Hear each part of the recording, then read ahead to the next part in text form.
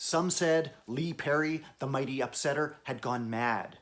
Others said his increasingly bizarre and erratic behavior was all part of an elaborate act, a scheme to drive away people and forces he saw as oppressive, as putting pressure on him, as tainting the purity of the music he was attempting to create at his Black Ark studio, had been creating through the 1970s. Whichever side is true, the man who emerged from the 1970s would be dramatically different from the one who had entered it, as Lee Perry attempted to put together the pieces of his life. Welcome back, everybody, to the next installment of my look at the life and the music of Lee Perry.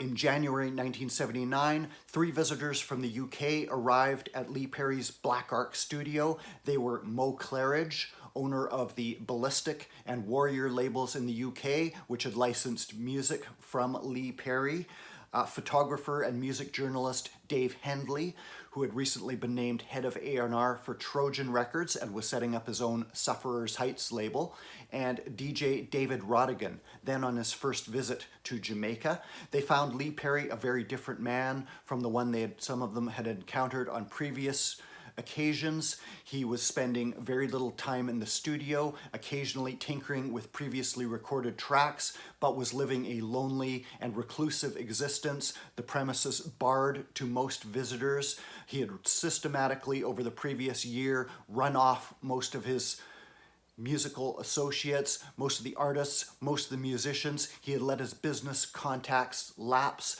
His relationship with common-law wife Pauline Morrison had ended. She had left. His kids, for a time, would also leave, ultimately returning to the family home to keep an eye on their father. He was conducting elaborate rituals, apparently in some sort of attempt to purify the studio. He repaved the concrete steps going into the Black Ark in an attempt to wipe out the taint of what had gone before and start forward with fresh concrete, fresh footprints.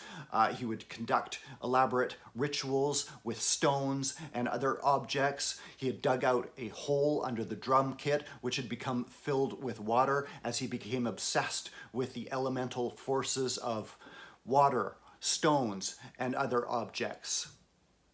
He would be occasionally coherent, but sometimes off in another world. More disturbingly, a new persona had emerged in his state.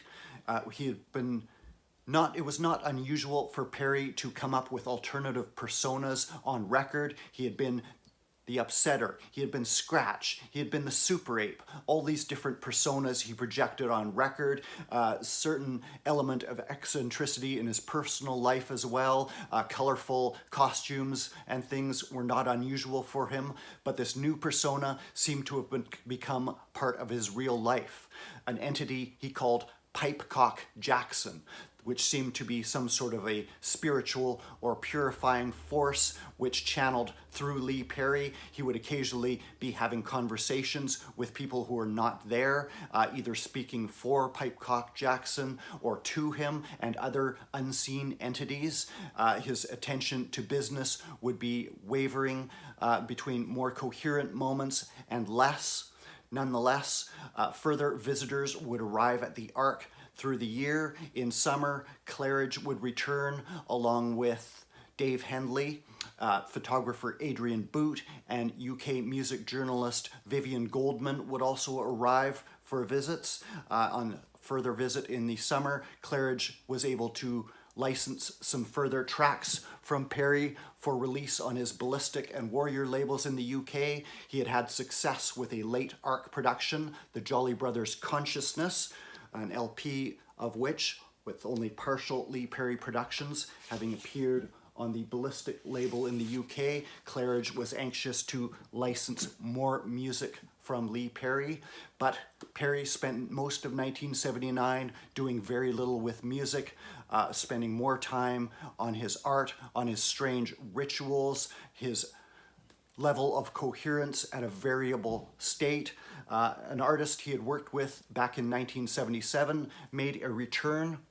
A Jamaican by the name of Wayne Jobson had recorded some tracks at the Ark with Perry in 1977 before going off to the UK to study law.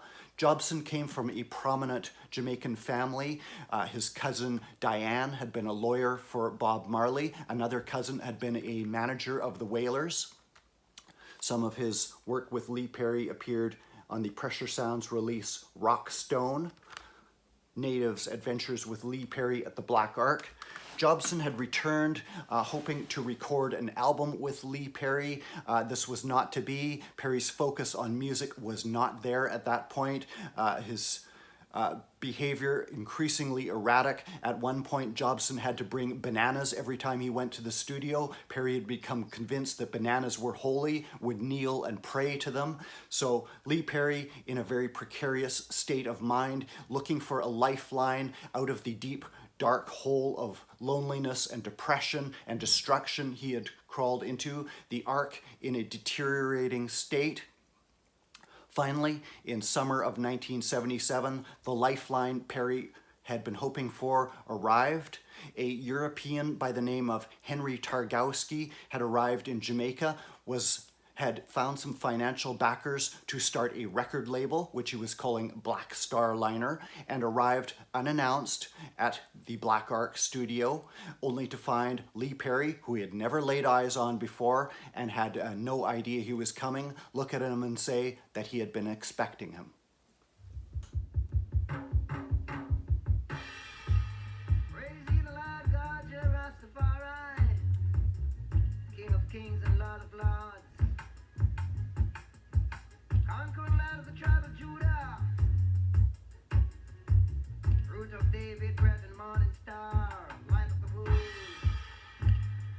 Give thanks to Jah, the King of creation.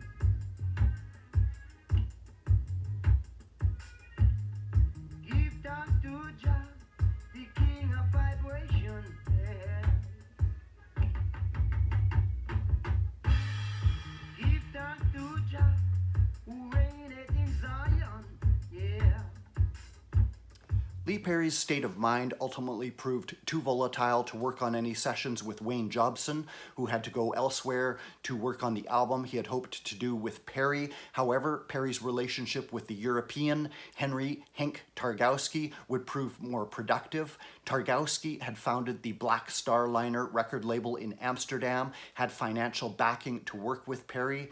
Perry was hoping he would reissue the Return of Super Ape and Roast Fish, Collyweed and Cornbread LPs that he had been particularly proud of back in 1978 that Island Records had declined to release.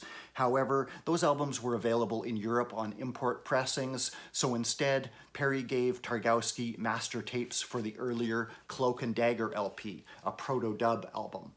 Initial copies would appear on Black Star Liner in the early 1980s with the color red on the cover. This is actually a Get On Down pressing from a couple of years ago.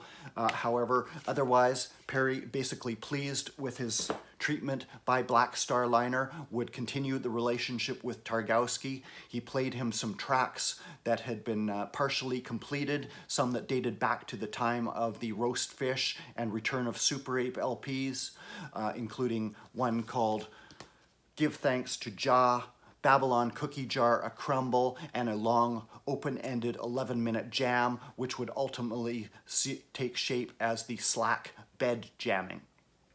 Perry had an anti-dread stance, at first insisted on working only with white musicians. However, he would gradually relent and agree to work with non-Rasta black musicians, those that would still work with him, that he still had a congenial relationship with. Targowski would also install a handyman to start renovating, rebuilding the Ark, which had fallen into a dilapidated state, tapes strewn all over the floor, moisture, mold beginning to grow, graffiti, of course, all over the walls, a septic tank that was overflowing. In late 1979, Perry would travel to the Netherlands to continue the association with Black Star Liner.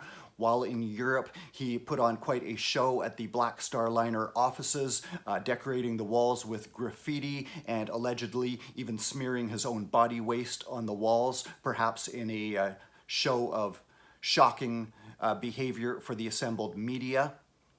He would renew his association with Paul and Linda McCartney while in Europe, even firing off a letter to the Japanese government when news broke of Paul McCartney's arrest for ganja possession in Japan. Lee Perry urging leniency to the Japanese government. He would connect with an old friend, Tony Owens, who was starting up the Seven Leaves label and had issued some of Perry's productions in Britain. He would begin assembling a band of musicians while in the Netherlands, including British guitarist G.T. Moore. They would begin working on new material as well as completing some of the ARC tracks that Perry had played for Targowski. Back in Jamaica, the band would repair at the ARC, but sessions would drag on as Perry's focus came and went. At times, he would be more obsessed with doing his graffiti, doing his art and his other rituals rather than working on music. The sessions kind of dragged on with no clear results. Perry was still smoking and drinking heavily intermittently, at one point firing G.T. Moore after a drunken bender and having no memory of it the next day. There was a tour which was supposed to happen financed by Black Star Liner. They had also sent new studio equipment to Jamaica, new tape recorders, amplifiers, and other gear. However, due to a series of mishaps, the equipment failed, Perry rejected it, and Black Star Liner ultimately would be forced to pull out of their relationship with Perry, and finally would release The Return of Pipecock Jackson in the early 1980s. This has been reissued by Honest John's Records in recent years. However, this is an original on the Black Star Liner label out of Amsterdam. Perry considering this unfinished, not completed. The next chapter of Perry's life would see him continuing to put back the pieces of his life. Greeting to the universe. This is White Smoke Signal, the life of the cloud speaking. Smokey Joe, Joseph, the hammer. Introducing myself.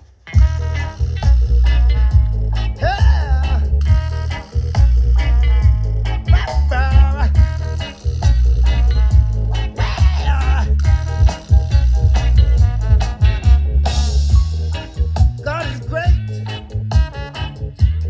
Allah is great. Jaja is great. The rock of faith. The Black Star Liner label had issued the uncompleted Return of Pipecock Jackson album to recoup their investment in Perry, reportedly north of $60,000. Their departure from his life would leave Perry in another turbulent state, even as the island of Jamaica was torn apart by violence once again related to the election of 1980. Perry would feud with old friends through that year, at one point reportedly chasing Bunny Lee and King Tubby off wielding a hammer. They had to hop in a car and flee from Perry's house as he chased after them. He would have a similar quarrel with Bob Marley. Their last meeting, Marley and Perry had worked on two songs together called Who Colt the Game and I Know a Place. Through intermediaries, Marley had reached out to Perry to try and obtain the tapes for that. Perry, meanwhile, was having car trouble, had reached out to Marley for a loan to get his car fixed. Marley did not come through with the money. There was an incident where men broke into Perry's house, roughed him up, asking for Whalers tapes. While Perry did not directly blame Marley, there was a pall cast over their relationship. Even as news came that Marley had collapsed in Central Park while on tour with the Whalers. Perry would himself repair to New York City, where Chris Blackwell of Island Records put him up in an apartment. There was some talk of Perry producing the first Tom Tom Club album. However, he made outrageous demands of $1,000 an hour, which put the kibosh on that idea. He also obtained an advance from Chris Blackwell of royalties of $25,000, which he squandered on silverware and other items. He decorated the walls of Mango Records in New York with graffiti. While in New York, Perry would reconnect with old friends like Max Romeo, who he had kind of fallen out with after the War in Babylon album. He would throw himself into some of the counterculture of the city, dressing in punk-inspired regalia, studded leather bracelets and things like that. At one point, he would carry around a pirate chest, which contained bizarre items like children's toys, while reconnecting with expatriate Jamaican Brad Osborne, who had a record shop called Brad's Record Den in New York City, in the Bronx. Osborne had arranged to release Blackboard Jungle Dub on his own Clock Tower label, finally giving it the first widespread release of this seminal early dub album. However, on a further visit, Perry would become enraged when he discovered that Osborne had cobbled together tapes that Perry had sent him over the years. Osborne, being a big Perry fan, a big lover of his music, had compiled an album called Chapter 1, The Upsetters, Scratch and Company, containing earlier ARC material, which Perry saw as unauthorized. Perry's next move would see him link up with a white band called the Terrorists, who had played at clubs like CBGB's, Max's Kansas City, and were opening for various bands around the New York area. They were a punk, ska, reggae, and dub-influenced band who had done a very punk-infused version of Junior Biles's reggae classic Fade Away 3 years before the New Age Steppers did a similar version in the UK. Perry saw the band at a concert, got very enthused, and jumped on stage to perform kind of an impromptu rap, reportedly kicking ska legend saxophonist Roland Alfonso off the microphone. Perry would begin appearing with the Terrorists at various gigs around town, began working with them, and eventually appearing on a song called Love is Better, which finally saw release as a 12-inch single, which he produced and appeared in a vocal form on the B-side, Guerrilla Priest. Some of the Terrorists' material was collected in this CD from Roar several years ago. The Terrorists, New York City-based punk, ska, reggae band, showing the influence of reggae as it finally crossed over, began to make inroads into America several years after it had already done so in the UK. Through show promoter Mike Keisha, Perry would travel to Boston to appear at a gig with the Terrorists. However, while there, Keisha broke the news to Perry that Bob Marley had died. The first words out of Perry's mouth were, "Bob Marley was the student, I am the teacher."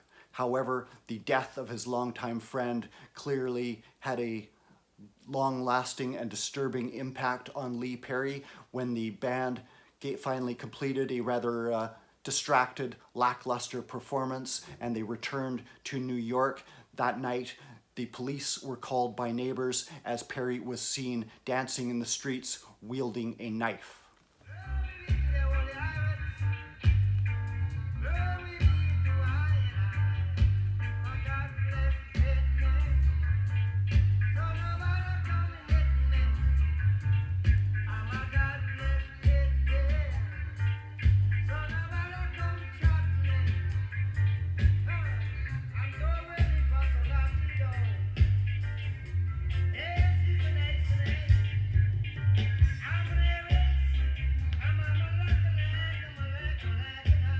Through the connection with influential American reggae show promoter Mike Keisha, Perry was introduced to a white reggae band called the Majestics, who had started out as Bahama Mama before regrouping under a new name. At one point, they had a rhythm guitarist called Chris Wilson in the lineup, who would factor in Perry's life in the future.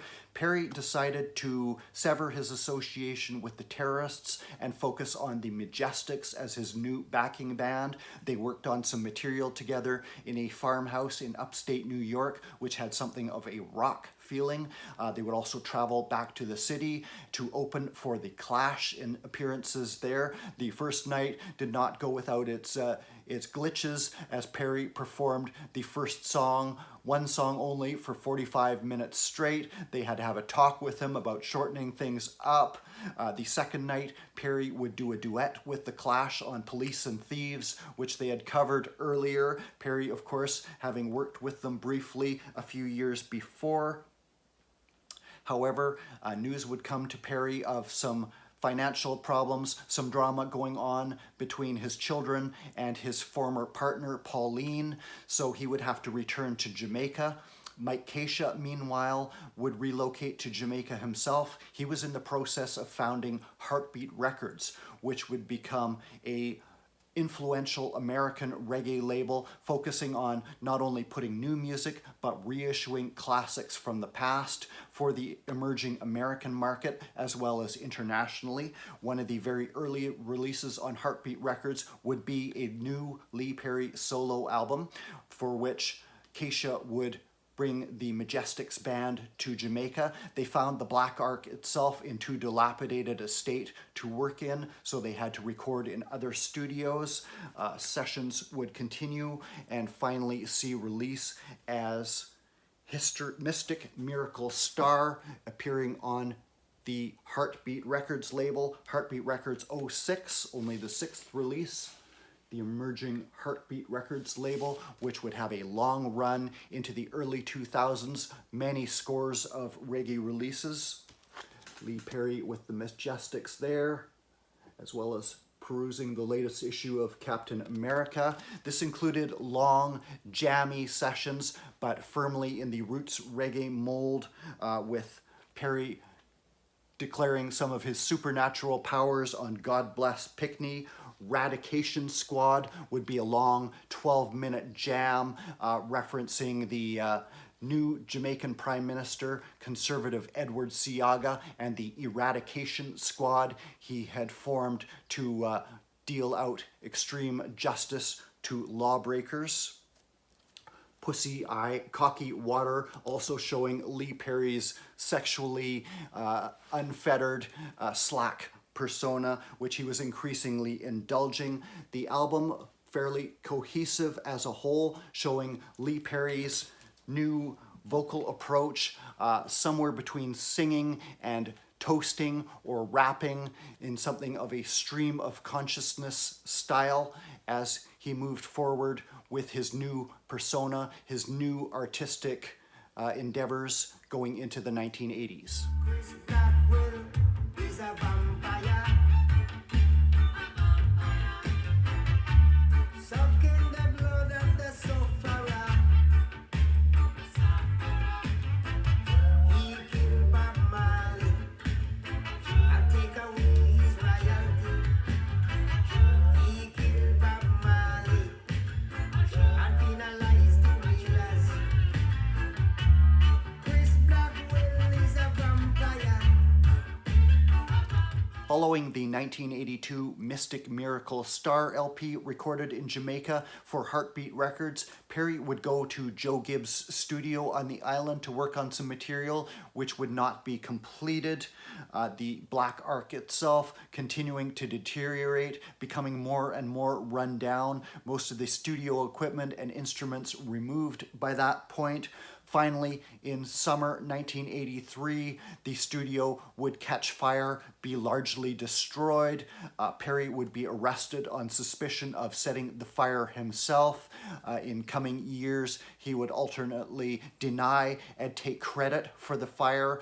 His children, who had been present on the scene, insisted that it was entirely accidental, that Perry had had been fighting to stop the fire. However, the final destruction of the original Black Ark would become part of the legend of Lee Perry in years to come, which he would fan the flames of, so to speak.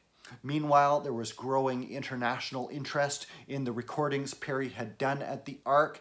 His old associate in the UK, Tony Owens, had started up the Seven Leaves label in part to release Perry material, and would release a series of albums, including a various artists compilation of Black Ark rarities called Heart of the Ark, which led to a volume 2, as well as Megaton Dub, appearing on the Seven Leaves label initially in the UK, and Megaton Dub 2, collecting Hard as Nails Lee Perry Black Ark dubs. His former common law partner, Pauline, who had been part of his business, had done some of the business work for him, as well as writing some material, doing some producing. She had written the Silvertones' Rejoice, Ja Children before leaving the island to seek a new life overseas. She released Black Ark in dub, initially in the UK. This is a recent reissue from VP Records with new cover art.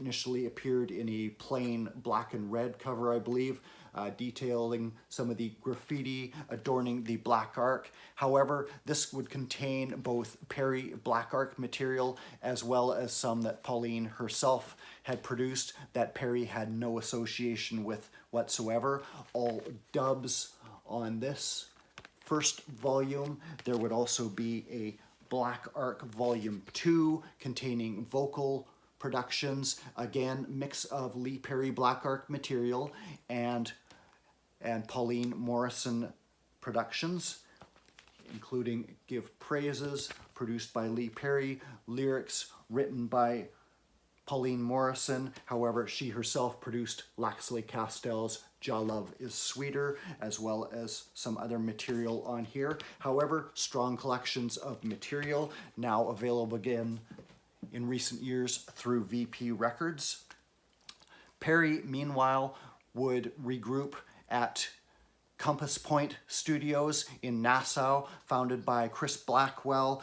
There he would complete the sessions he had begun at Joe Gibbs' studio, would associate with members of Tom Tom Club who were also there. The album would finally see release on Island Records as History, Mystery, Prophecy. This copy with different cover art would appear on Lion of Judah label, I believe in the UK, through Tony Owens of Seven Leaves. Again, slightly different mix on here as well. Contains another version of Bed Jamming, as well as songs like Mr. Music and Nice Time, somewhat loosely covering Bob Marley songs. Bob Marley obviously still heavily on Lee Perry's mind in the years after his death. However, the album, considered one of Perry's weakest, definitely has a lot of synthesizers, a lot of hallmarks of early 80s production. Not considered one of Perry's strongest, but showing him continuing to develop the stream of consciousness, semi-spoken word style that he would continue to hone over years to come.